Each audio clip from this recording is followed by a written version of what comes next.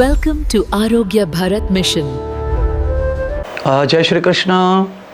आरोग्य भारत के तहत मैं आपको आयुर्वेद और पंचकर्म से जोड़ते हुए मैं आपको घरेलू उपचार यानी प्राकृतिक चिकित्सा से जोड़ता हूं।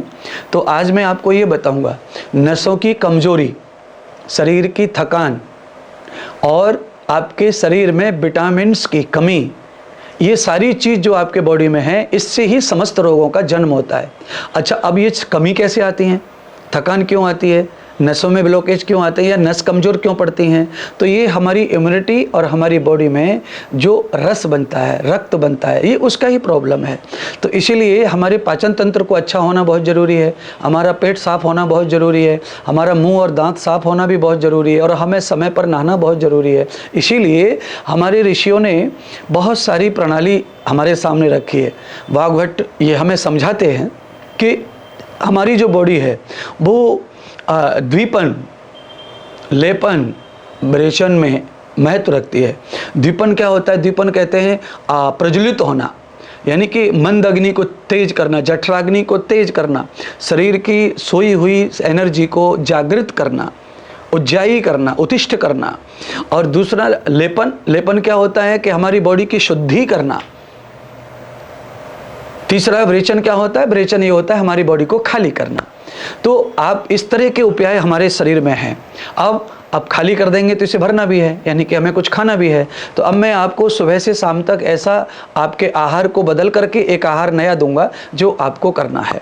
तो मैं आपको ये कहूँगा कि प्रातः काल जिनको नसों की प्रॉब्लम है, कमजोरी है और जिनके संपूर्ण शरीर में नस कम हो गई हैं समझो, उसके साथ साथ उनको विटामिन्स की बेहद कमी है, जिससे उनका चेहरा जा रहा है, झुर्रियाँ आ रही हैं, बाल झड़ रहे हैं, बाल सफ़ेद हो रहे हैं फटाफट, पैर दुख रहे हैं, हाथ दुख रहे हैं, पीठ दुखती है काम करने में, थकान है, उठा नहीं जाता, चला नहीं जाता, दौड़ा नहीं जाता।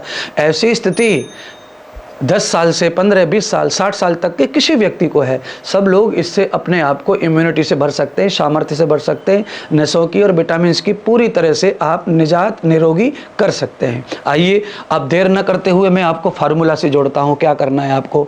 मैं आपको ये कहूँगा कि प्रातः काल जब आप उठते हैं उस समय जब आप वो पानी पीने की जो विधि है, आपके पेट साफ करने के पहले की विधि जो है, उसमें मैं आज आपको एक चीज़ जोड़ के दे रहा हूँ। जिनको नसों की कमी है, विटामिन्स की कमी है, के लिए दे रहा हूं। आप 4-5 कड़ी पत्ता, 4-5 नीम के पत्ता और 2 लौंग पानी में रात को डाल दो। सुबह वो पानी आपको गर्म करके उस पानी को बैठकर कुकड़ू आसन पर धीरे धीरे पीना है। उस पानी को पीने के बाद आप देखेंगे कि 20 से 22 दिन में आपकी बॉडी में जान आ जाएगी, ताकत आ जाएगी, आपकी सोई हुई एनर्जी बाहर आने लगेगी। ये एक विधि हो गई।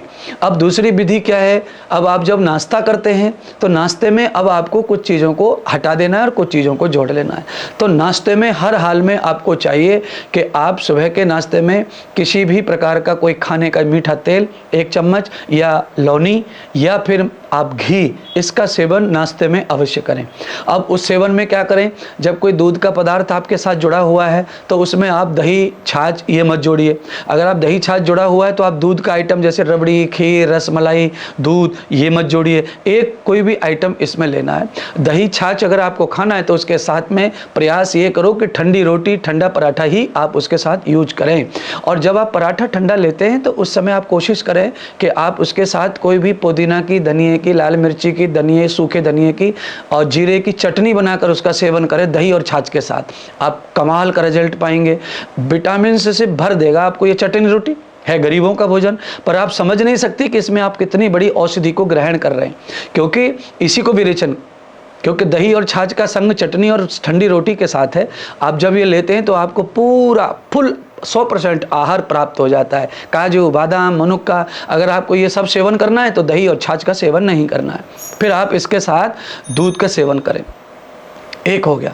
अब आइए शाम को, दोपहर को भोजन करना है तो दोपहर के भोजन में आपको क्या लेना है? तो मैं आपको दोपहर के भोजन में एक बहुत बढ़िया बताऊंगा। दोपहर के भोजन में आपको कुछ सब्जी रोटी ही लेना है।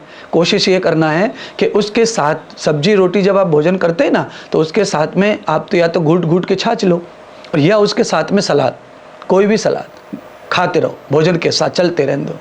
क्योंकि आप पहले सलाद ज़्यादा खा लेंगे तो फिर आपका भोजन तो उतना ही जाएगा आहार, पर सलाद को पचाने के चक्कर में आपका भोजन पचेगा नहीं। इसीलिए बीच में भी सलाद को साथ साथ खाया जा सकता है और ये सही सिस्टम भी है और पचने के लिए भी सही रहता है।